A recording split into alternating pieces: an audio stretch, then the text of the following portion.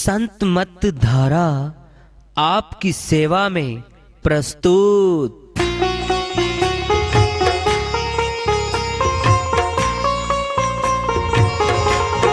जो चाहता है प्रभु प्यारा वो आओ संत मत धारा। भक्ति भेद बता कर सारा वो कर दे भव के पारा। जो चाहता है प्रभु प्यारा वो आओ संत मत धारा। भक्ति भेद बता कर सारा वो कर दे भव के पारा। जो चाहता है प्रभु प्यारा।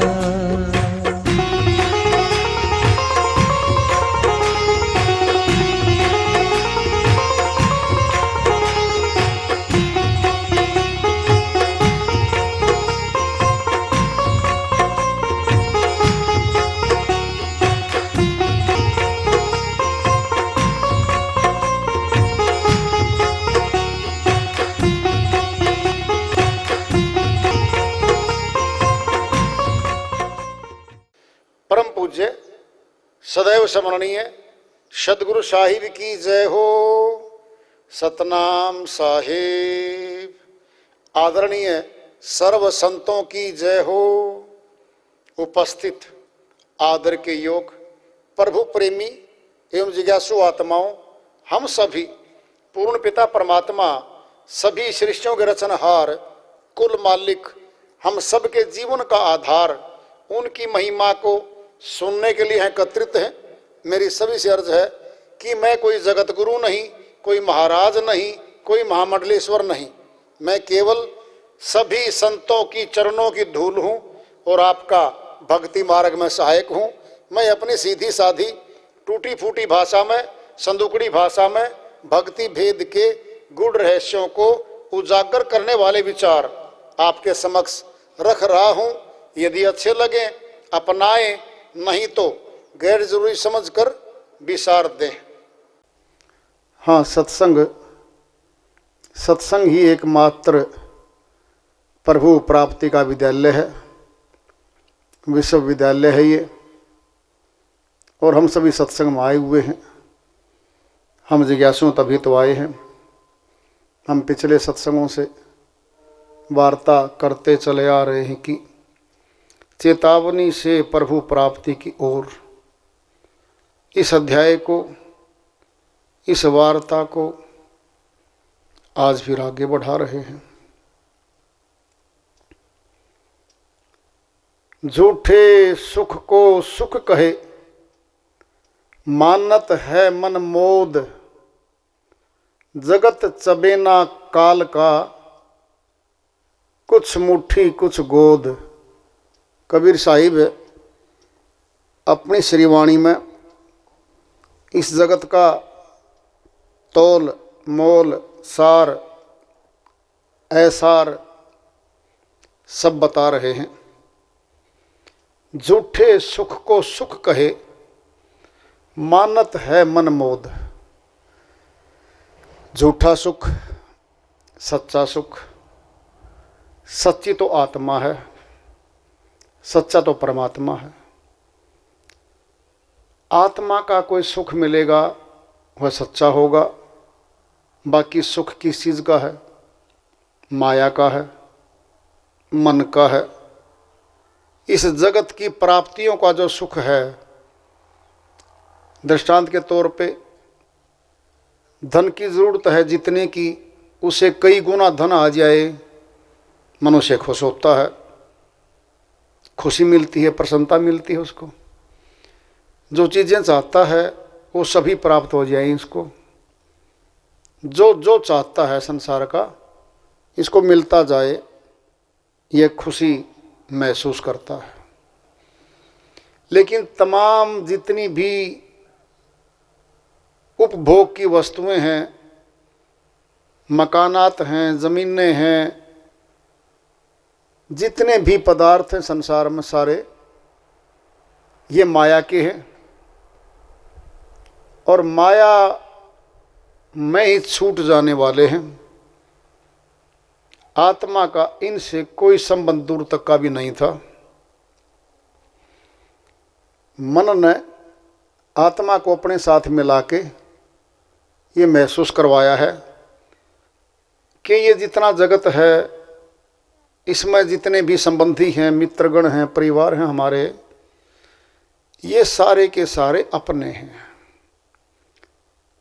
और इन्हीं में, मोह में, ममता में ये महसूस करता है कि जी मेरा परिवार है, ये मेरे रिश्तेदार हैं, ये मेरे दोस्त मित्र हैं, उनको अपना लेता है। ये उनको अपनाने के बाद उनके दुख और सुख में शामिल हो जाता है। ये अगर वो निकट के रिश्तेदार हैं, परिवार के जन हैं, कोई भी है, जब वो दुखी होते हैं तो ये दुख महसूस करता है, जब उनमें से खुशी आती हैं तो ये खुशी महसूस करता है। अपने आप को यहाँ के नातीदार बना के उनके साथ जोड़ लेता है और जिन मकानात को बनाता है उन मकानात को ये अपना बना लेता है। ये मेरे हैं सारे के सारे और वो छूटेंगे नहीं कभी। ये कल्पना भी करता है और लगता भी इसको ऐसा ही है मनुष्य को। ये सारे सुख, सारे भोग, सारी ज़रूरतों का जो सामान इकट्ठा किया है, इनका आत्मा के साथ कोई लेना देना नहीं था। आत्मा को तो मन रूपी शक्ति ने, काल ने बहका करके यहाँ लगाया और इन सारी वस्तुओं को अपना बनवा दिया। परमात्मा जो इसका अपना है, आत्मा उसको भूल जाती है। यहाँ के पदार्थों को, यहाँ की सारी चकाचौंध करने वाली वस्तुओं को अपना बना लेती है आत्मा। जब वो वस्तुएं टूटती हैं, छूटती हैं या नहीं मिलती हैं या दूर हो जाती हैं तो दुख होता है। दूसरे परिवार में कोई जन हानि होती है, कोई मरता है हमारा परिवार का नातीदार, तो हमें दुख होता है, वो हमारा गया। घाटा होता है पैसे का, धन का, धन हानि होती है तो यह दुखी होता है, रोता है कि जी मेरा तो घाटा हो गया। ये जितनी सारी बातें हैं, ये सारी की सारी मन और माया के साथ जुड़ी हुई आत्मा के साथ जुड़ गई। आत्मा की ये ज़रूरत भी नहीं थी, आत्मा के साथ चलनी भी नहीं थी, आत्मा का इनसे लेना देना भी कुछ नहीं था। लेकिन मन रूपी चालबाज शक्तिशाली ऐसी शक्ति है मन कि वो सूझ में आने ही नहीं देता आत्मा को कि भाई ये क्या है। झूठे सुख को सुख कहे, मानत है मन मोद, मन में खुशी महसूस करता है। ये जगत चबेना काल का, कुछ मुट्ठी कुछ गोद। साहिब कहते हैं ये सारा संसार, जितने मनुष्य प्राणी दिख रहे हैं, 84 के जीव दिख रहे हैं, ये सभी काल का चबेना है। चबेना एक अनाज है, जैसे चना है, मकई है, गेहूं है, अन्य कई फसलें हैं, अनाज हैं, जिनको मनुष्य भून कर खाता है। चने के तो भुगड़े बना लेता है, मकई के भी पकाता है। ये क्या करता है, झोली में रखता है और मुट्ठी से उठाता है, एक एक दाना करके मुख में फेंकता है, फिर चबा चबा के हम ही, तुलना बताइए साहिब ने, हम भी तो उस अनाज को, भुने हुए को झोली से मुट्ठी में, मुट्ठी से मुख में हम खा रहे हैं।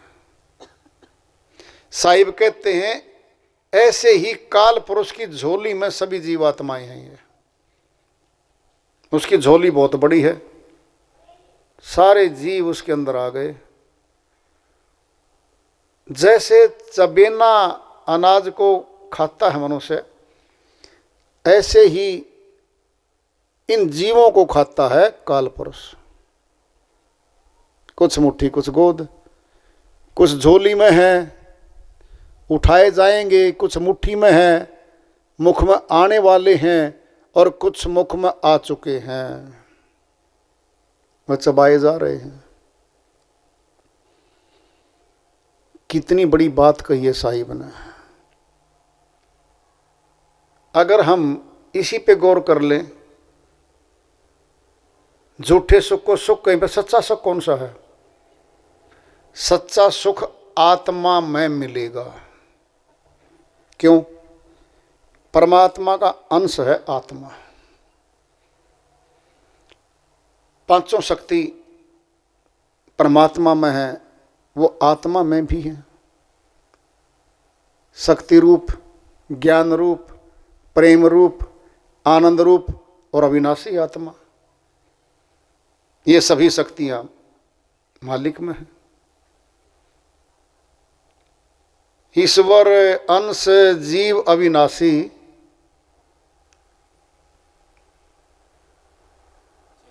चेतन अमल सहज सुख राशि। श्रोणी गोस्वामी जी महाराज भी अपनी श्रीवाणी में समझाते कहते, ईश्वर अंश जीव अविनाशी।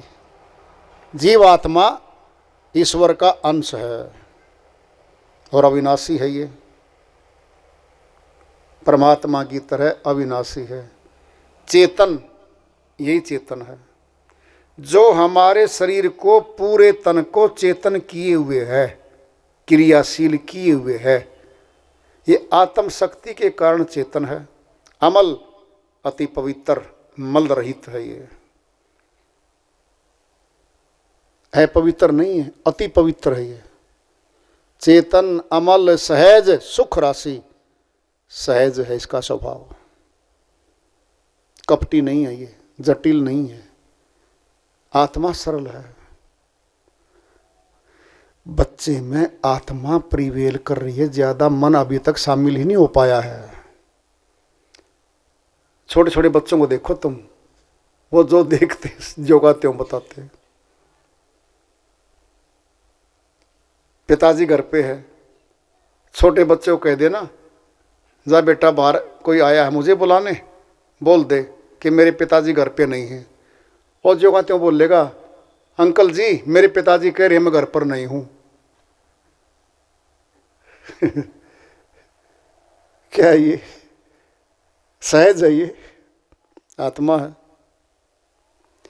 अरे जब वो जा लेगा, सारी बातें हो लेंगी, फिर बुलाएगा, बेटा मैंने कहा था ना, कह दे मैं घर पे नहीं। फिर मैंने यही तो कहा है। जो आपने कहा था मैंने वही तो कहा है। सहज, कपट नहीं है, झूठ नहीं है, कोई मिलावट नहीं है, कोई धोखाधड़ी नहीं है इसमें, ज्यों की त्यों है। सहज सुख राशि, सुखों की खान है ये। सुख परमात्मा में है, वो सुख आत्मा में भी है। प्रकट करना पड़ेगा। धूमिल है, सभी शक्तियां धूमिल होई पड़ी हैं। पांचों शक्तियां आत्मा में है ज्यों की त्यों। क्या हो गया है? कर्मों की गरद, कर्मों का आवरण चढ़ गया इन पे। देखोगे एक आईना है, एक शीशा है, कभी किसी के द्वारा गिर गया, खेत में मिट्टी में जहां गिर गया, आंधी आई, एक परत जम गई, फिर दूसरी आंधी, 2 फुट ऊपर उसके रेत आ गया। अब कभी हाली है या कोई खुदाई करता है किसान खेत में, तो वो निकल आता है कई बार। 10 साल का पड़ा हो, 20 साल का पड़ा हो, आईना शीशा कभी पड़ा हो टुकड़ा, और देखता है ना, उसमें कुछ नहीं दिखता, सारा अंधा हो रहा है वो। क्या शुरू में जब आया क्या अंधा था वो? क्या कुछ नहीं दिखता था? चमकदार था वो तो एकदम से। क्या हुआ, आंधियों की परत ने उसको नीचे तक ले के दबा दिया, और जब हाथ में आया तो बिल्कुल दिखता ही कुछ नहीं। फिर क्या करेगा, उस पर रगड़ा पट्टी शुरू करेगा वो। एक बार कपड़ा, 2 बार कपड़ा, 3 बार, बार बार मार मार मार के उस पर जूना मारेगा और मारेगा। आधा ठीक हो जाएगा वो, अब आधा दिखता है। कहता कुछ तो होया भाई, ये क्या था, ये आत्मा पे कर्मों की गर्द पड़ गई है। इसको अपने आप को भी भूल गई है। आत्मा सचमुच में अपने आप को भूली बैठी है। अब सुना कैसे, प्रश्न कर लो, भूल वहीं से सिद्ध हो जाएगी। हाँ जी, ये घर किसका है, ये घर जी मेरा है। आपका नाम क्या है, मेरा नाम तो राजवीर है। न तो उसका वो घर है, मौत पे छूटेगा। जो नाम है राजवीर है, वो भी कह रहा है कि मेरा नाम है ये। जिस शरीर का नाम रखा गया था वो शरीर भी छूटेगा। पहले वाले बुजुर्ग में पूछते थे ना आपस में, जी आपका नाम क्या है, जी नाम तो परमात्मा का बड़ा है, मुझे तो तेलदुराम कहते हैं। देखो उनकी भाषा, बुजुर्गों को मैंने खुद सुना है। 50 वर्ष पहले बच्चे थे हम, ऐसे बोलते थे बुजुर्गवार कि जी नाम तो परमात्मा का बड़ा है, मुझे तो फलां कहते हैं। किस पे गए, परमात्मा पे गए पहले। ये मकान किसका है, जी है तो अपना, लेकिन ये तो सबका ही, आपका भी है, आओ बैठो। अहंकार नहीं झलक रहा वहां पे। क्या हो रहा है, आपसदारी।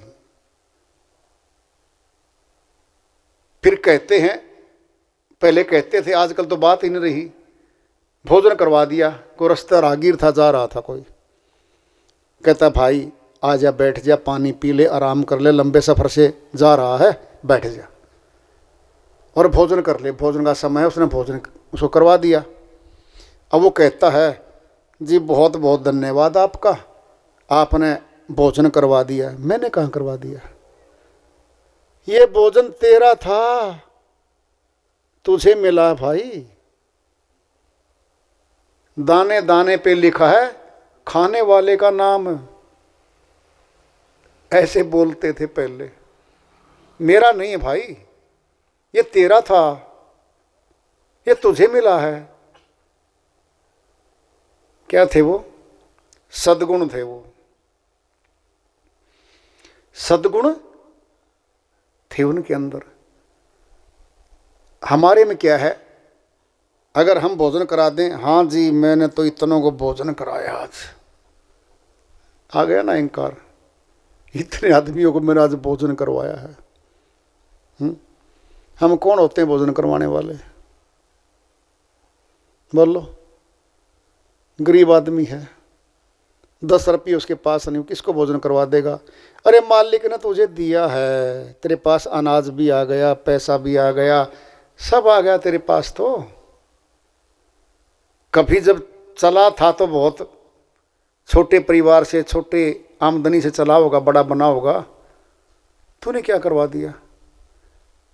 सच पूछोगे, उल्टा है ये कार्य। सुनो कैसे, भोजन करने वाला बड़ा है भोजन करवाने वाले से।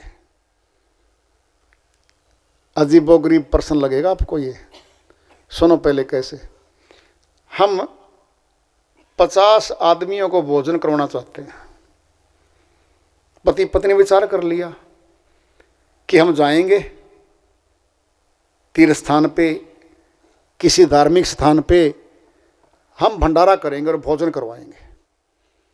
आदमी तो थे वहां पर, आदमी तो 100 थे, और हमने कहा कि जी हम भंडारा करना चाहेंगे, आप लोग भोजन कर लो। अगर वो सारे यूं कह दें जी हम भोजन नहीं करेंगे। बोलो, जो खुशी हम लेना चाहते थे भोजन करवा के, भोजन वो खाएंगे, हमें खुशी देंगे, और वो इनकार करके जी हम भोजन नहीं करते आपका। बोल लो, पैसा तुम्हारे पास है, क्या खुशी मिलेगी? खुशी नहीं मिलेगी। अब अजीब सा लगेगा, ये क्या भाई। वो भोजन करेंगे, भोजन करने के बाद हम उनको दक्षिणा देंगे। सनातन में ये पहले से चला आ रहा है, कोई नया नहीं है। ब्रह्म ज्ञानियों को, ब्राह्मण को बुला के, साधुओं को बुला के भोजन करवाते थे। कुछ कुल गुरु होते थे ब्राह्मणों में, जो ऊंचे ब्रह्म ज्ञानी होते थे, वो समय के साथ साथ चले जाते हैं, उनके पुत्र पौत्र आ जाते हैं उसी लाइन में। ये संबंध बना हुआ है उनका, एक रिश्ता बन गया। जी हम तो उनको बुलाते हैं, जी हम उनको तो भोजन कराते हैं, वो है हमारे जी। क्या ये भोजन करवाते थे, दक्षिणा भी देते थे। फलीभूत होता था, बिल्कुल फलीभूत होता है वो। आपने भाव से भोजन करवाया उनको, फलीभूत होगा ये। साधुओं को भोजन करवाते हैं हम, बुलाते हैं 101 साधुओं को, 108 साधुओं को भोजन करवाएंगे जी। जब भोजन वो कर लेंगे, हम दक्षिणा देंगे उनको। 1 रुपया दे, 10 रुपये दे, 100 रुपये दे, मर्जी हमारी, जैसा हमारा विचार है, जैसा भाव है, जैसी श्रद्धा है। तो फिर हमें खुशी मिलती है। कौन सी खुशी है वो? परमार्थी कर्म करने से खुशी मिलती है, और परमार्थी कर्म करती है आत्मा के प्रति होता है वो। प्यासे को पानी पिला दो, कोई भूखा है उसको भोजन करा दो, परमार्थी कर्म है, बिल्कुल परमार्थी कर्म है ये आत्मिक है। इसमें कहीं दूर तक भी मन का कोई कार्य नहीं है। मन का कार्य अहम आएगा, अहंकार आएगा, तब मन आ जाएगा। सुनना है, चतुराई में और बेईमानने में थोड़ा अंतर है। सुन ले कैसे। चतुर कौन है? दूसरे का तो लेव नहीं, अपना देव नहीं, चतुर है वो। उसको हम सयाना कहते हैं। अब बेईमान कौन होता है?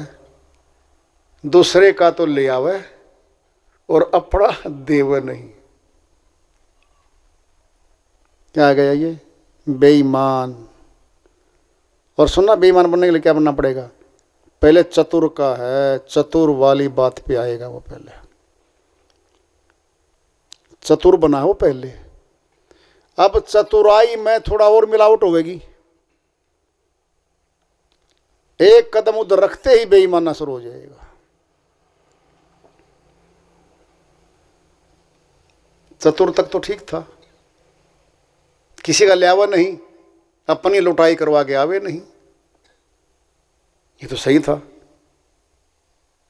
अब दूसरे का तो ले आवे धोखाधड़ी से, बेईमाना करके, और अपना एक पैसा देवे नहीं किसी को भी। थोड़ा अंतर है चतुराई में और बेईमानने में। तो आत्मा से वो सुख कहाँ मिलेगा? आत्मा में। अब सुख मिलता कैसे आत्मा को? इसी पे आ जाओ। हम भलाई के कार्य करेंगे, मनुष्यों के हम काम आएंगे, परमार्थी कर्म करेंगे, उससे आत्मा प्रसन्न होती है, खुश होती है उससे। जैसे धर्म खाते में भंडारा हो रहा है, हमने कुछ सेवा डाल दी,